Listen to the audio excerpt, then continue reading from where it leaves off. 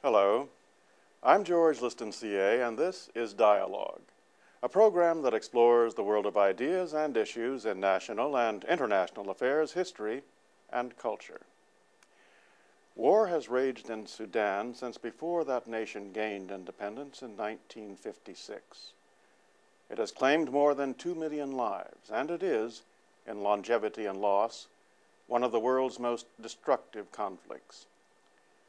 In these early years of the 21st century, it is imperative that a just and sustainable peace be achieved, putting an end to a tragedy that is now measured in decades of death and destruction. What are the chances of peace? What is an appropriate American role? And what is the place of Sudan's agony in the world's ongoing struggle with instability, inequality, and insecurity? My guest today is Jok Madut Jok, Assistant Professor of History at Loyola Marymount University and a Fellow at the Woodrow Wilson Center in Washington, D.C. Jok, welcome to Dialogue. Thank you, George. It's good to be here. It's a pleasure to have you, an honor to have you indeed. Let's begin discussing this extraordinary subject, Jok, by me asking you a very basic question, which would be, what kind of conflict is this? And the reason I ask it is because in America, in the West, we tend to think of it as based on race and religion solely. But is it more complex than that? How would you define what's going on? Yes, the conflict has a lot of factors, mainly because the North and the South were put together by the colonial regime of Great Britain. And like many other Africans, obviously, Northerners and Southerners were never one people, but were forced into this polity by the British. And that sparked the conflict, right, when the independence came in 1956, because in the process of transferring the power to the Sudanese, it really became an end to the British colonialism and a beginning of another type of colonialism in the eyes of Southern Sudanese. From the North, imposed upon them. Yes. That's an excellent answer, Jok, and it leads me to this follow-up question on it. Do you think that the role of history has been sufficiently understood by those who've sought to mediate this conflict? I mean, have the kinds of things you've just talked about and other related historical facts been brought into what they've tried to do to bring peace to Sudan?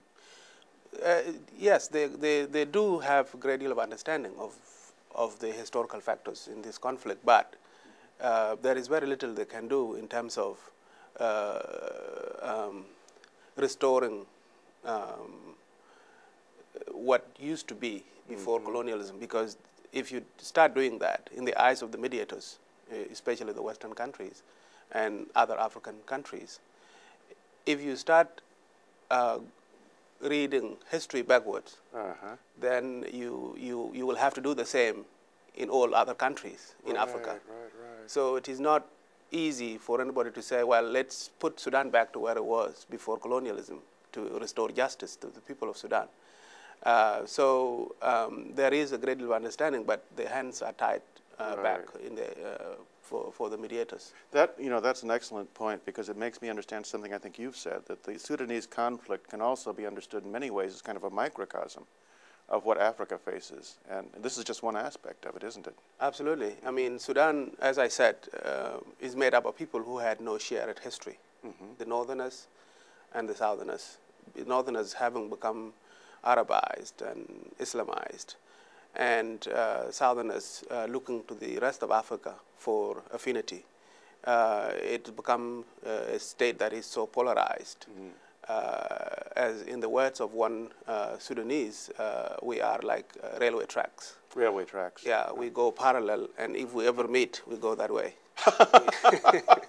So it is not possible for Sudanese to, it's very hard for Sudanese to ever feel they belong to one united polity. Right. Especially that so many other factors have taken on have added on to the conflict. Cultural factors, social factors. Absolutely, and religion. And religion. Religion exactly. has become a very, very powerful factor in this conflict. A lot of academics and policymakers will say, well, it is a very small aspect of the conflict, but actually over the last 20 years since the beginning of the application of Islamic law, the Sharia law, by the former President Nimeri, Right. religion has become a very, very serious factor in the conflict. Indeed it has. Does all of this taken together mean that in achieving peace, and we'll talk about some of the current initiatives in just a moment, but the kind of peace that has to be structured has to be, and here I'll use the word I think you've used yourself, participatory. That is to say, not just the powerful, but the powerless, all groups at all levels in all ways have to be somehow an inclusive peace. Yeah. Is that right? Yes, and the main reason why I'm saying this is simply looking at this peace process as history repeating itself. When the first round of the war ended in 1972, it did so by means of an agreement that was signed in Addis Ababa in Ethiopia. Right. And that agreement many Sudanese said that we should not dwell on all of the horrible things we have done to each other during the war. We should look forward, and therefore they swept under the rug all of the atrocities that have taken place during the war in the interest of promoting peace and in the interest of advancing reconciliation, rather than dwell on all of the horrible things. But people never forget things that have been done to one another. Absolutely. After all, history is not really just remembered by victims, by victory or loss. Right. It is remembered by the pain that it leaves in families. Absolutely. I mean, one of my favorite beliefs, history is never really over. History is always with us. And does that kind of thing in your mind suggest the need for truth and reconciliation, a commission as part of the peace process that brings the real things to the fore, no matter how painful to be dealt with? Yes. If justice, if restoration of justice is to be, in my view, is the only way you can move on, is to have families who have lost their loved ones to slavery, which is a big issue in Sudan nowadays. A lot of people who have lost their property taken over by groups supported by the government. If all of this has not been restored, there is no reason why anybody should invest in peace, because they don't see the dividends. That's right. And I think that what you're saying is that peace cannot just freeze things as they are. It has to recognize the past, but also give people hope for the future, for a better future. Absolutely. There has to be improvement, progress, as well as just peace and stability. Yes, but indeed there is the problem with the participatory peace process is that, let's face it, it is those holding guns whom we need to bring to the table. Right, right. So while we acknowledge the necessity of bringing everybody into the peace process so that everybody's interests are vested in the peace process, it is not possible to do so without acknowledging the interest of those people who actually hold guns and whom we want to reconcile. Absolutely. So it's very hard to bring everybody to table. Well, it seems to me, and here we'll get right now into what's going on currently, because there are some initiatives taken since, I think, December and this month of January that are at least giving hope for a first stage of the peace process. And they do involve the powerful people, because, at least I would think they do, because they are focused on, and correct me if I'm wrong, but I think they're focused on sharing the oil revenues. Now, this is, I think, a first stage agreement between the powers in Khartoum, the capital, the north, and the rebel movements in the south. I think it's a 50-50 basis they're proposing. What does that accomplish, and what does that leave out? And what kind of step is this? Is this a hopeful first step? Or well, it was a major compromise for both parties. The Southerners made a compromise of foregoing northern oil. Any oil found in the northern part belongs to the north. Belongs to the north. The south will have no share of it. But does everything found in the south belong to the south? Everything from the south is divided 50-50. Ah, so that's the... Yeah, so that is really the compromise the south has made. And that is the only way the government was able to accept it. Because they don't want to let go of the southern oil, because most of it is found in the south. Most of the oil is found in the south. But the agreement reached on wealth sharing is really one of many, many very sticky issues. The main issue was the right to self-determination by the South. Right, right. But that's put off for 6 years. That has been, well, it's been agreed that the South will have to do this, but that will be in 6 years' time, yes. I see. So that is really the main thing that Southerners have been fighting for, to be allowed to decide whether to remain in unity or to go to part ways. And does it mean that there's an interim period now from this point toward elections 6 years from now in which this will be debated, discussed, and... Well, if the two most sticky points have been resolved, what is being discussed right now are the 3 contested regions. That's on the border area. The Nuba region in the middle. Yes. Abyei, Abyei. What's Abyei? Abyei is a Dinka territory. That's next to Nuba? It's next to Nuba, and it's next to the Bagara. And then what is the third one, Darfur? It's southern Blue Nile, inhabited by people of African descent who are called the Funj. I see. They are administratively part of the north, just like Abyei and Nuba. Right. But the people who live there have affinities with the Southerners. I see. You know, I point out for people viewing and listening to us that we're talking about Africa's largest country, aren't we? Yes, and it's not only just the largest. It is whatever happens within Sudan has a lot of implications for all the other countries around it. It's the country with the most borders on the continent. It has 9 countries around it. So whatever happens within the borders of Sudan will have implications for the other countries, whether it is peace or war. So every country in the neighboring, all the neighbors of Sudan have a great deal of interest in what happens in Sudan. So if peace is to be brought, some countries are going to accept it so long as it safeguards their interests, like Egypt and its rights to the waters of the Nile, like Ethiopia and Kenya, who are host to some $500,000 refugees. So you're saying all these countries have a stake in this, and they're going to protect their interests one way or another. Yes. So then, if the contested areas issue has been settled, which is being discussed as we speak, and the power sharing has been settled, these are the 2 remaining issues now.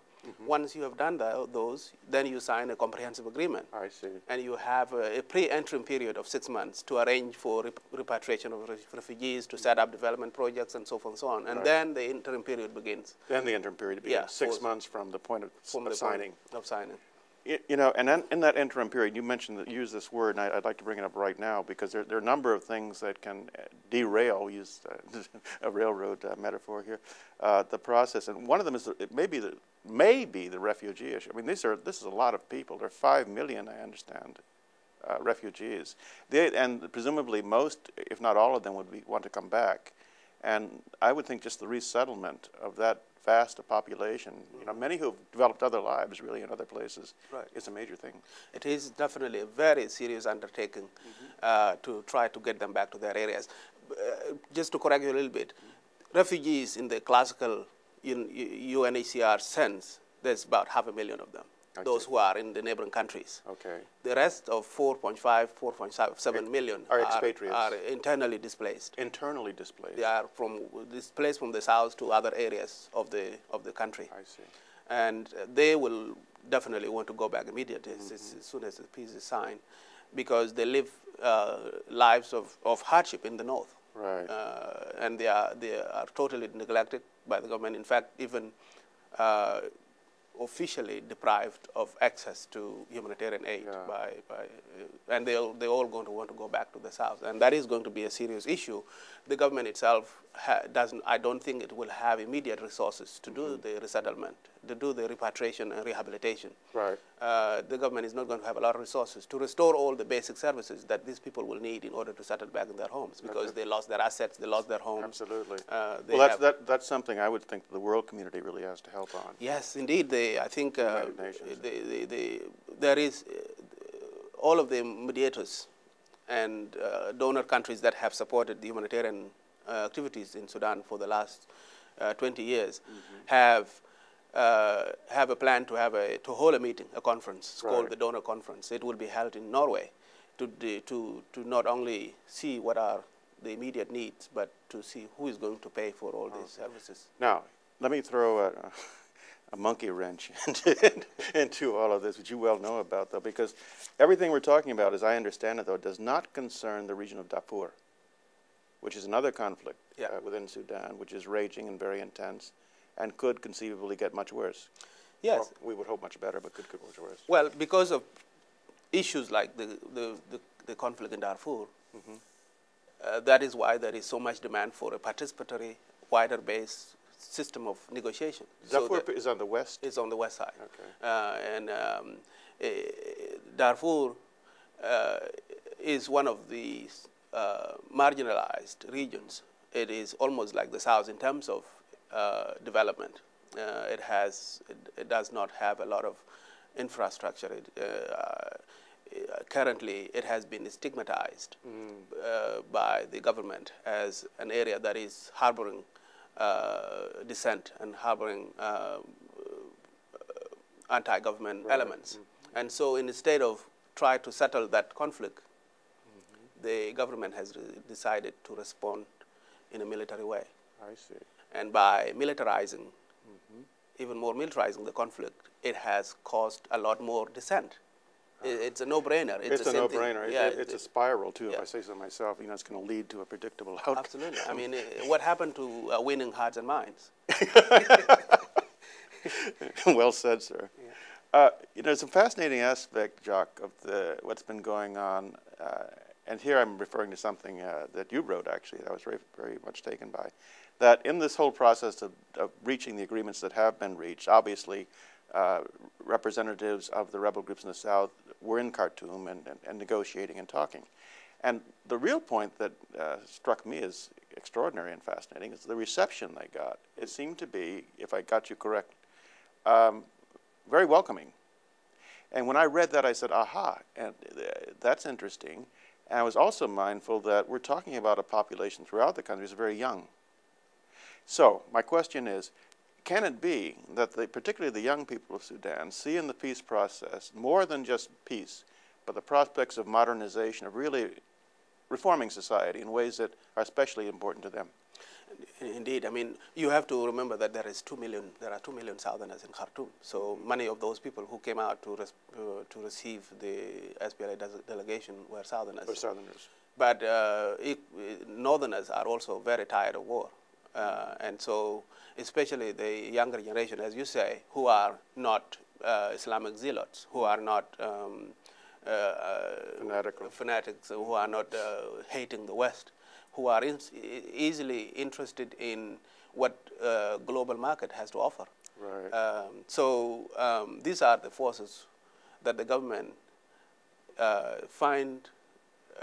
needs to respond to. Right. And indeed, I think the compromises that the government is making in Naivasha in Kenya, the peace talks currently, are a result of that pressure from within and from outside. Let's talk about an aspect of this that I think Americans really have to give some thought to. I call it almost a medieval aspect of the problems of Sudan. It's been brought to the fore by the conflict, but I think it's been existent for a long time. That's the issue of slavery. Now, you yourself have, I think, researched a great deal of this through the Rift Institute and your Rift Valley Institute. Rift Valley Institute. Yes. And your point, I think, simply stated is it is a problem. It has existed. I think it's something like 11,000 people may be currently held in that status. The government denies it. Well, the government denies. Give you a chance to respond. The government denies the existence of the S word, but it acknowledges the existence of abduction. That's right, because they formed a commission to look into those. They formed a commission called Seay, a committee on the eradication of abduction of women and children. Right. But in Sudan, it is one thing to say what you are going to do. It is completely another to actually do it. Exactly. So Seay has failed miserably. Not only to That's the commission? Yeah, that's the commission. It has failed to not only to find the people who are missing, but it has actually, it's even failed to allow unhindered access to the area for independent investigation of the issue. Right. So if anything has to be done about the issue of slavery, there has to be a completely free of hassle kind of investigation to be done into this. Within the country, of Sudan. Now let's talk about outside the country of Sudan. And to be very candid about this, as an African American myself, I guess the question, do you think this country, and particularly those of us of the African American community who are descendants of slaves in our own country, have taken sufficient interest in this? Over the last 2-3 years, they have indeed taken a lot of interest in it because of the congressional caucus. I see. Because of the members of Congress and members of the House who are themselves African American or who are particularly interested in Sudan have brought this issue to the attention of the American public, especially the Christian coalition in America have also contributed to this. So it has become an issue that Americans care about. It was initially Minister Louis Farrakhan who opposed this idea, denied it didn't exist, and actually he said that it was a result, all this talk is a result of Southern Sudanese feeling inferior to the Northerners, and that they claim this. But this was put to the test. He asked for evidence, and journalists went to Southern Sudan and they found the evidence, brought it and showed it to him. Case closed. Yeah. So the problem with slavery in Sudan is this. As far as America is concerned, it is a serious problem, but it has been made into a question of numbers to try to prove that so many people are enslaved in Sudan. My issue with that is it is not just a question of statistics. Will it make a difference if it is only one person enslaved? It will not. So instead of fighting over the statistics, Rift Valley Institute decided to do this database. So we went into northern Bahr Ghazal of southern Sudan and covered an area the size of New Mexico on foot and bicycle and interviewed from family to family. On the ground, people who have lost their family members to this raiding. And then you were able to say these are the facts. And we were able to say these are the people. Right. They are not even estimates anymore. They are, the database looks like a missing persons report. So you have every single person reported missing, and where they were taken from, when they were taken, who are the family members, who are the authority figures in the area, where they may be held in the north, so that if anybody is to do anything about it, they would go to the north. If they find this person, they know where to return them to. The facts are there. Yeah. I would just say by way of comment that if there is one person held in slavery at the start of the 21st century, it is a terrible shame for the entire human race. It's a disgrace. Just one person would be a disgrace. And for it to exist in a society is completely inadmissible. But I agree. What can America do? What should America do that is be helpful? Well, the peace process is the most promising it has ever gotten in 20 years. And so, and that is because of the American interest. People in Africa were very worried when President Bush took office that because it had been suggested during the campaign years that he would not focus so much on foreign issues, that the president would focus on internal problems. But then when he came to power, he realized that indeed there was a serious problem in Sudan and that needs American leadership to bring it to an end. And President Bush has put a lot of effort into making this peace process come to where it is now. My only issue would be to say that if we are to find a lasting and just peace in Sudan, that we be patient and do it right. Rather than keeping our eyes on the end result of peace itself without paying attention to the bumps along the road. Because I think what you're saying, at least what I hear when you say that, is it's not just peace; it's building a new society, isn't it? I mean, there's a lot more to it than just signing an agreement and not shooting each other. Indeed, I think agreement is good to be signed, but any agreement is as good as the implementation is. When you look at the Constitution of Sudan, for example, it's not a bad constitution. It has Islamic elements in it, but it is not really a totally Islamic constitution. But when it comes to its implementation, without a just without an independent judiciary, you're not going to be able to get anything out of it if it is not implemented right. That's so right. any agreement to be made, you have to build into it ways that make it easy to implement. Ways that make it easy to implement, and your comments help me think about this, ways to make it easy to implement and ways to monitor it. From particular, and I guess this is just another little final question. Would you want the world community to be very attentive to what goes on in these That is the only way you can get it to succeed. The reason why the first agreement collapsed was because there was no international monitoring. You will need peacekeeping forces in Sudan because there are going to be 3 armies in Sudan during the interim period: the Southern Army, the Northern Army, and a National Army. And if they are not kept to respect the agreement, then the peace will collapse. So you need not only international intervention in terms of rehabilitation and reconstruction, but in terms of maintaining the agreement. So you need United Nations peacekeeping troops as well. Absolutely. I don't want to leave our conversation without bringing up the issue of women that you've written about. You've written about Dinka women, women of your own group, and I got the impression that their lives have been adversely affected for quite some time because of conflict. So would a big part, I would think, of any kind of peace effort, and I guess we need just a very brief comment on this, be also women's issues, extending full human rights and everything to women. Is that? Yes, indeed. I mean, there is always a gender aspect to a conflict like the one in Sudan, especially the ones that have gone on for so long. Right. That it affects women differently from the way it affects men.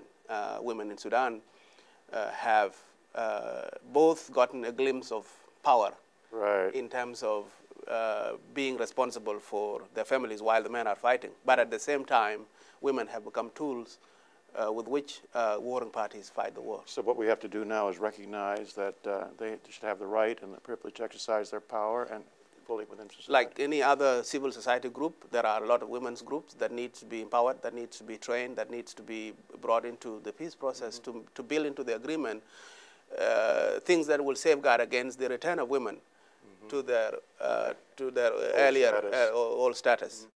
That's a very powerful point to end on, I must say. We have to make sure their rights are preserved and continue. Jok, thank you so much. Thank you, Jerry, for being with us. It's been fantastic. Thanks a lot. And that's our program. We appreciate your comments, and you can reach us at dialogue at wwic.si.edu. I'm George Liston Seay, and you've been watching Dialogue, a production of the Woodrow Wilson International Center for Scholars in Washington, D.C. Thank you for watching.